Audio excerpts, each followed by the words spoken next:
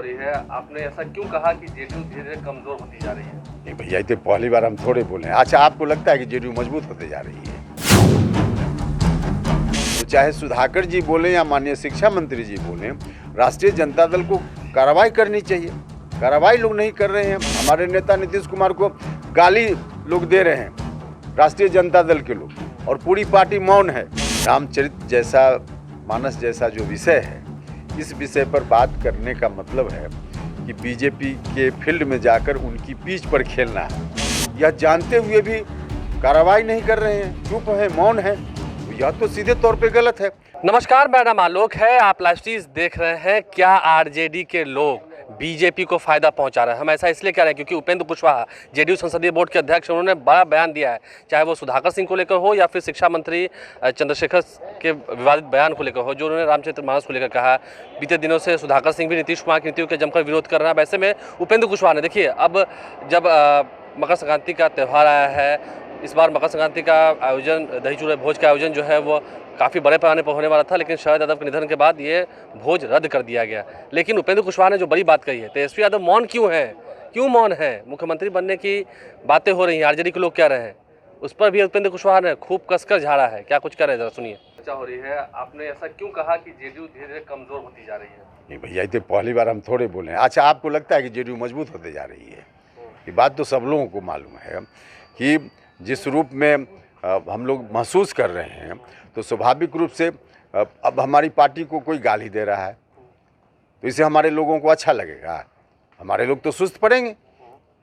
और एक ही नहीं, और भी कई मामले हैं, कई कारण हैं, लेकिन कुल मिला जुला कर पार्टी तो कमज़ोर हो ही रही है, इसमें कहाँ इनकार है। आरजेडी के लोग अब कह रहे हैं कि तेजस्वी यादव को सत्ता सौंपनी चाहिए, नीतीश कुमार को। इन सब बयानों को कैसे देखते हैं? कई लोग मांग कर रहे हैं। भैया, कुल मिला जुला कर जिस तरह की बात हो रही है, अब इस स्थिति में तो क्या कहा जाए, लगता है जैसे कुएं में भांग डाल दिया गया है। अब कोई एक व्यक्ति नशा में नहीं है, सभी लोग नशा में हैं, इसलिए इस तरह की बात हो रही है। उपेंद्र कुशवाहा सर, जिस तरह से शिक्षा मंत्री बयान दे रहे हैं, रामचरितमानस को लेकर कह रहे हैं, विवादित बयान दे रहे हैं, इसे कैसे देखते हैं? जगदानंद सिंह भी इसका समर्थन कर रहे हैं। देखिए, ये लोग सीधे तौर पे भारतीय जनता पार्टी को फायदा पहुंचा रहे हैं।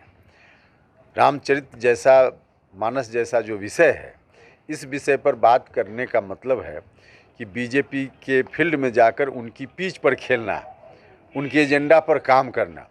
ऐसे विषयों पर जब चर्चा होगी तो सीधे सबको मालूम है कि बीजेपी को फ़ायदा होगा। तो बीजेपी को फ़ायदा पहुंचाने के मकसद से काम कर रहे हैं लोग।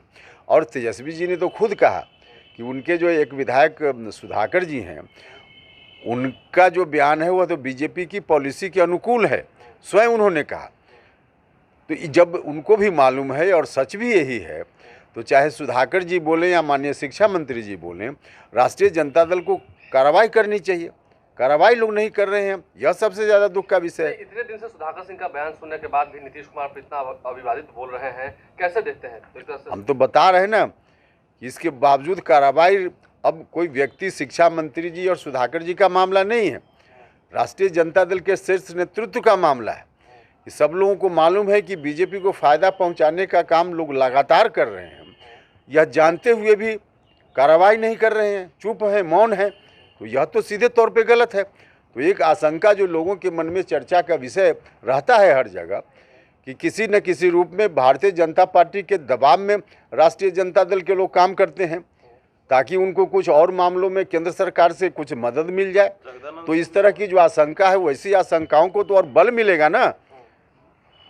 तो जितनी जल्दी कार्रवाई हो तो ऐसी आशंकाएं फिर खारिज होंगी। तो चुप है, यानी कि वो भी बीजेपी को मदद कर रहे हैं। भैया, हम तो कह रहे हैं कि इतना के बावजूद भारतीय जनता पार्टी को मदद पहुंचाने वालों के खिलाफ कार्रवाई नहीं हो रही है, तब तो लोगों के मन में जो आशंका है कि किसी न किसी रूप में राष्ट्रीय जनता दल का शीर्ष नेतृत्व यह चाहता है कि केंद्र सरकार से उनको कई मामलों में मदद मिले, तो उसके एवज में बीजेपी को फ़ायदा इनके लोग पहुंचा रहे हैं।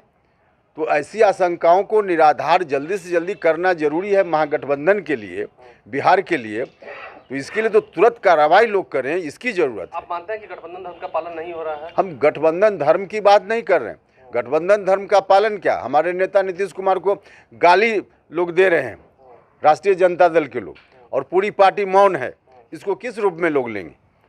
ऐसी स्थिति में भी कैसे इसको बर्दाश्त किया जा सकता है? और कल देखा है आप सब लोगों ने भारतीय जनता पार्टी का रुख रामचरितमानस के ऊपर, और हमारी पार्टी ने तो साफ साफ कहा कि उनके बयानों से हम बिल्कुल इत्तेफाक नहीं रखते हैं। तो इस तरह से चलता है क्या? उनको कार्रवाई करनी चाहिए।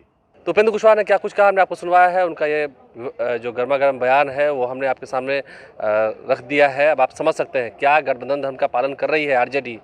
जेडीयू तो सवाल खड़े कर रही है, कार्रवाई क्यों नहीं हो रही है, एक बड़ा सवाल है।